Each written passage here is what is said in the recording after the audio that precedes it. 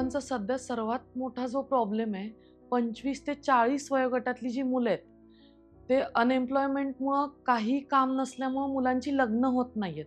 अशा मुलांची संख्या 16 ते 18 हजारांवरती आहे आणि 25 ते 35 वयोगटातली जी मुलं आहेत, जी उच्च शिक्षित आहेत, ज्यांचं इंजिनिअरिंग झालेलं आहे, ज्यांचं IT झालेलं आहे, पण त्या मुलांना सध्या जॉब नसल्यामुळं ती मुलं घरी आहेत.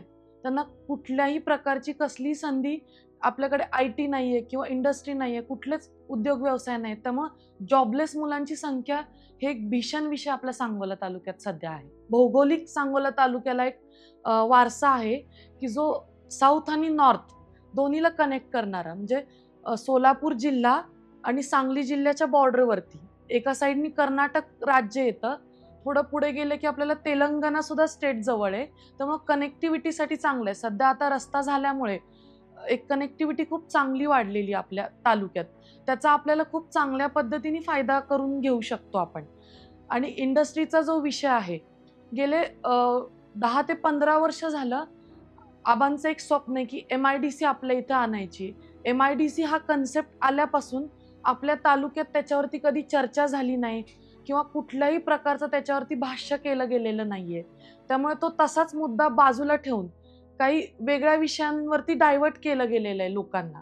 त्यामुळे MIDC, इंडस्ट्री, IT हे विषय कधीच तालुक्यात आत्तापर्यंत आलेले नाहीयेत.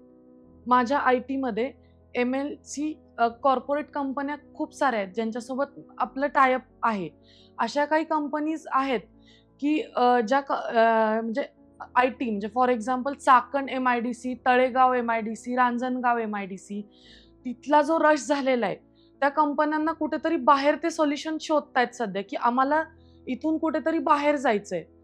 त्यामुळे ते शोधत आहेत, पण त्यांना प्रॉपर मेडिएटर मिळत नाहीये. तिथल्या लोकप्रतिनिधींची प्रॉपर व्यवस्थित त्यांना साथ मिळत नाहीये. त्यामुळे ते तसंच राहिलेलं आहे. विषय तो तसा ठप्प होऊन बसलेला आहे. आता जर आपण तसा विचार केला तर मिनिमम 8,000 ते मॅक्सिमम 10,000 ते 12,000 जे युथ मुलं आहेत, म्हणजे काही मुलं 12वी पर्यंत शिक्षण झालेलं असतं, काही ग्रॅज्युएट झालेले असतात, काही लोकांनी ITचा एखादा कोर्स केलेला असतो, काही इंजिनियर झालेले आहेत पण ते घरीच आहेत. अशीही काही मुलं आहेत मी आत्ता पाहिलेली आहेत. इंजिनियर झालेली मुलं आहेत. पुण्यात जॉब 8,000 10,000 रुपये पगाराशिवाय जॉब नाहीयेत. ती मुलं सध्या डाळिंब करतायत. डाळिंबावरती औषध फवारताना मी काही मुलं बघितलेली आहेत. काही 4 जर्सी गाई केलेली मुलं बघितलेली आहेत. तर ही परिस्थिती खूप भीषण आहे. तर आपण जर बेलराई, स्टारकेन सारख्या, स्कॉच सारख्या जर कंपन्या आपल्या सांगोला तालुक्यात आणल्या, तर त्याच्यामुळे खूप चांगल्या पद्धतीने रोजगार आपल्या तालुक्यातल्या मुलांना उपलब्ध होईल. नुसता वारसा असून चालत नाही, राजकीय वारसा असून चालत नाही. त्याच्यामागं व्हिजन हवंय. काय करणार आहात तुम्ही तरुण मुलांसाठी? MIDC सारखे मुद्दे आहेत, अनएम्प्लॉयमेंट, बेरोजगारीसारखा मुद्दा आहे. आपल्या तरुण शेतकऱ्यांना, आपल्या महिला शेतकऱ्यांपर्यंत पोहोचायचा हा मुद्दा आहे. आत्ताची पिढी खूप स्मार्ट आहे, खूप हुशार आहे. काय चाललंय हे सगळं सगळ्यांना समजतं जनतेला, की आपल्या तालुक्यात काय चाललेलं आहे. आत्तापर्यंत 50-55 वर्षात काय गोष्टी घडल्या गेलेल्या आहेत.